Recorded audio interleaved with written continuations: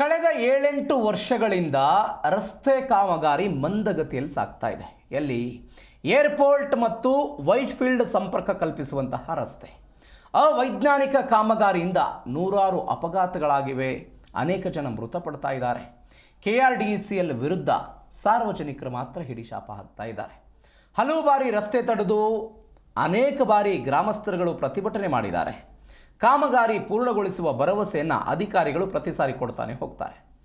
ಆದರೆ ಅಧಿಕಾರಿಗಳು ತ್ಯಾಪೆ ಭಾಗ್ಯವನ್ನು ಮಾತ್ರ ಕೊಟ್ಟಿದ್ದಾರೆ ಅಂತ ಗ್ರಾಮಸ್ಥರ ಆಕ್ರೋಶ. ಇದೀಗ ಸಾರ್ವಜನಿಕರ ಆಕ್ರೋಶ. ಏರ್ಪೋರ್ಟ್ನಿಂದ ಬೂದಿಗೆರೆ ಕ್ರಾಸ್ವರೆಗೆ ನಡೀತಾ ಇರುವಂತಹ ಕಾಮಗಾರಿ ಇದುವರೆಗೂ ಕೂಡ ಮುಕ್ತಾಯ ಆಗಿಲ್ಲ.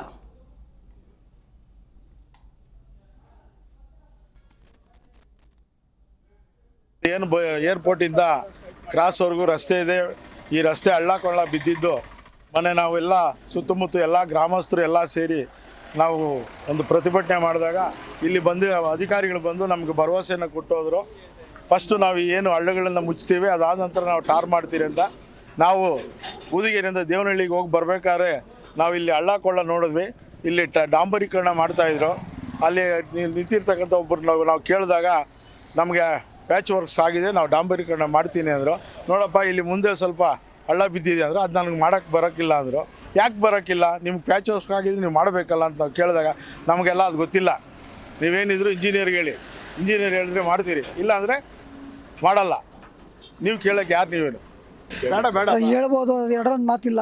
ಏನಪ್ಪ ಅಂತಂದರೆ ಈಗ ಸುಮಾರು ಈ ಒಂದು 6 ತಿಂಗಳಿಂದ ಪ್ರತಿಭಟನೆ ನಡೆಸಿ 3 ಸತಿ ನಾವು ಪ್ರತಿಭಟನೆ ಮಾಡಿದ್ರಿ. ಏನೋ ಈಗ ಬಂದು ಡಾಂಬರೀಕರಣ ಮಾಡಿಸ್ತಾ ಇದ್ದಾರೆ. ಅದನ್ನು ಮಾಡಿ ನಮ್ಮದು ತಪ್ಪೇನಿಲ್ಲ, ಬಟ್ ಮಾಡೋದು ಕರೆಕ್ಟಾಗಿ ಮಾಡ್ತಾ ಇಲ್ಲ. ಏನೋ ಬೇಜವಾಬ್ದಾರಿಯಿಂದ ಉಡಾಪೆ ಥರ ಮಾತಾಡಿಕೊಂಡು ಈ ಕಾಂಟ್ರಾಕ್ಟರ್ಗಳಿಗೆ ಏನೋ ಕೇಳಕ್ಕೆ ಹೋದಾಗ ಅವರು ಇಲ್ಲ ನನಗೆ ಇಂಜಿನಿಯರಿಂಗ್ ಹೇಳಬೇಕು, ನನಗೆ KDC ಮೇಡಮ್ ಹೇಳಬೇಕು ಅನ್ನೋ ಒಂದು ಬೇಜವಾಬ್ದಾರಿ ಉಡಾಪೆ ಥರ ಮಾತಾಡ್ತಾ ಇದ್ದಾರೆ. ನಮ್ಗೆ ತುಂಬ ಬೇಜಾರಾಯಿತು. ನಾವು ಹೋಗ್ಬೇಕಾದ್ರೆ ಈ ರೋಡಲ್ಲಿ ರಸ್ತೆಯಲ್ಲಿ ಹೋಗ್ತಾ ಇರಬೇಕಾದ್ರೆ ಇನ್ನೂ ಹಳ್ಳೆಲ್ಲ ಬಿದ್ದೋಯ್ತು. ನೋಡಪ್ಪ ಇಲ್ಲೆಲ್ಲ ಆಗಿದೆ, ಸ್ವಲ್ಪ ಹಾಕೊಂಬಿಡಿ ದಯವಿಟ್ಟು, ಎಲ್ಲ ಮಾಡ್ತಾ ಇದ್ದಾರೆ, ಇದನ್ನು ಮುಗಿಸ್ಕೊಂಬಿಡಿ ಅಂದರೆ ನಾವು ಮಾಡೋಕ್ಕಾಗಲ್ಲ. ನೀವ್ಯಾರು ಕೇಳೋದಕ್ಕೆ?